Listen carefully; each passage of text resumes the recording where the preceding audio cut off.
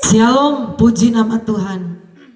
Tema firman Tuhan, bersyukur sekali Tuhan sudah beritahukan tanda-tandanya. Saudaraku, menjadi orang Kristen adalah satu keuntungan bagi kita. Karena apa? Masih jauh-jauh hari kedatangan Tuhan. Tuhan sudah sampaikan kepada murid-muridnya. Tuhan sudah beritahukan kepada kita tanda-tanda kedatangan Tuhan. Tanda-tanda kesudahan akhir zaman. Tuhan tidak tutup-tutupi. Tuhan beritahukan kepada kita supaya kita mengerti, supaya kita tahu, supaya kita mempersiapkan diri. Mari saudaraku, kita akan melihat Alkitab kita di dalam Matius 24. Matius 24 ayat yang ketiga sampai ayatnya yang ketujuh. Saya mulai baca ayat yang ketiga. Lembaga Alkitab Indonesia memberikan judul Permulaan Penderitaan. Ayat 3 dulu.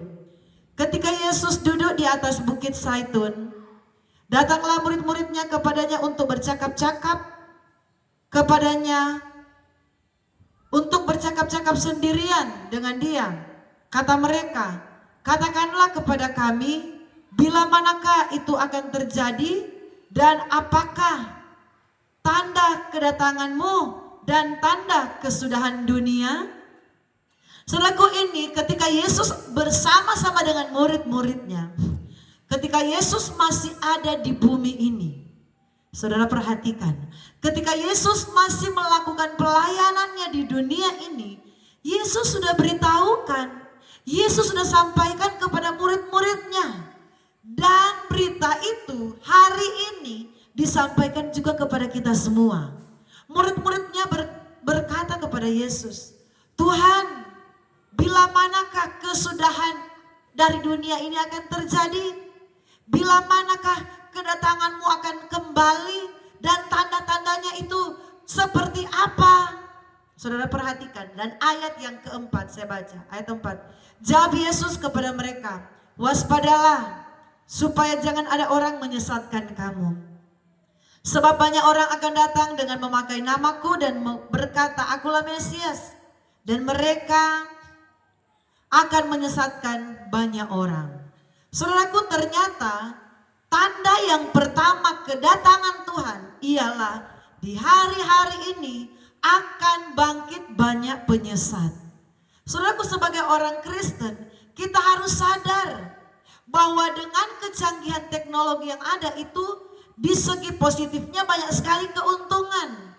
Firman Tuhan semakin disampaikan, semua suku, semua bangsa, semua orang dapat mendengarkan berita tentang keselamatan, berita tentang Injil, dapat mendengarkan suara tentang suara Yesus, suara tentang keselamatan, tentang firman. Tetapi di sisi lain, media sosial ini, saudaraku, di sisi yang lain dipakai juga oleh penyesat-penyesat untuk membalikan Injil, untuk memutarbalikkan firman Tuhan. Dan sebagai orang percaya kita harus memiliki kepekaan di dalam kehidupan kita setiap hari. Bagaimana kita akan tahu bahwa penyesat-penyesat sementara berkembang di hari-hari ini? Yaitu ketika kita rajin membaca firman. Ketika kita rajin berdoa kepada Tuhan, ketika kita punya hubungan yang intim dengan Tuhan, Roh Kudus sendiri yang akan memberikan kepekaan dalam hati kita untuk mengerti, saudaraku, bahwa ini ajaran yang sesat, ini ajaran yang salah, ini ajaran yang tidak benar, ini ajaran yang benar, ini ajaran yang sesuai firman. Roh Kudus akan memberikan kita kepekaan. Dan hal yang berikut, saudaraku, bukan hanya penyesat-penyesat yang akan berkembang di hari-hari ini, tetapi saat ini, saudaraku, dunia lagi digemparkan dengan berita-berita tentang perang. Kabar-kabar tentang perang. Saudara baca ayat selanjutnya, ayat yang ke-6. Dan kamu akan mendengar deru-deru perang atau kabar-kabar tentang perang. Namun berawas-awaslah, jangan kamu gelisah.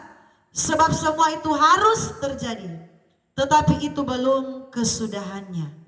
Saudaraku, perhatikan di sini bukan hanya penyesat yang akan merajalela, saudaraku, Tetapi di hari-hari ini kita lagi digemparkan dengan peperangan. Bukan lagi peperangan negara-negara yang lain, saudaraku. Tetapi ini langsung tertuju kepada negara pilihan atau negara kesayangannya Tuhan. Bangsa pilihannya Tuhan, yaitu Israel. Israel saat ini lagi, saudaraku, dihebohkan dengan peperangan dengan bangsa tetangga mereka, yaitu Iran. Dan hal ini, saudaraku, tidak boleh kita anggap biasa. Tetapi hal ini ialah tanda-tanda kesudahan zaman, tanda-tanda kedatangan Tuhan semakin dekat. Sudah semakin dekat, kita sudah ada di ujung zaman, kita sudah ada di ujung dunia ini, saudaraku. Tuhan sudah sampaikan tanda-tanda kedatangannya kepada umat-umat Tuhan. Kepada orang-orang Kristen tidak ada lagi rahasia. Tidak ada sesuatu yang menjadi rahasia tentang kedatangan Tuhan. Kapan dan saatnya memang kita tidak tahu. Amin. Tetapi tanda-tandanya Tuhan sudah beritahu. Tanda-tandanya Tuhan sudah sampaikan. Kalau engkau mendengar deru-deru tentang perang, kalau engkau mendengar berita-berita tentang perang, apalagi saya katakan, oh ini bukan berbicara lagi perang Ukraina, perang Rusia, saudaraku, perang Malaysia, contoh ya, Thailand. Tapi ini sudah langsung kepada pusat perhatian dunia, yaitu bangsa pilihan Tuhan yang dicatat di dalam firman Tuhan, bangsa Israel. Jadi firman berkata ayat 6, kamu akan mendengar deru perang, kabar-kabar tentang perang. Namun berawas-awaslah, jangan kamu gelisah, sebab semuanya itu harus terjadi. Saudaraku, menyikapi tanda-tanda ini, apa yang harus kita lakukan? Ada orang bertanya, jadi Bapak Pendeta, Ibu Pendeta, kalau perang sudah sementara terjadi, kalau kedatangan Tuhan semakin dekat, jadi apa yang gereja Tuhan harus lakukan di hari-hari ini? Jadi gereja-gereja Tuhan harus berbuat apa untuk menyikapi keadaan dunia ini? Gereja Tuhan harus berbuat apa untuk merespon tanda-tanda yang Tuhan sampaikan? Untuk menyikapi perang-perang yang terjadi, saudaraku. Apa yang harus kita buat? Yaitu siapkan diri kita. Bukan berarti kita siapkan untuk berperang, kita siapkan diri kita untuk melawan ini dan melawan itu, tidak. Tetapi persiapkan rohani kita untuk menyambut kedatangan Tuhan. Siapkan rohani kita, seriuslah dengan Tuhan di hari-hari ini.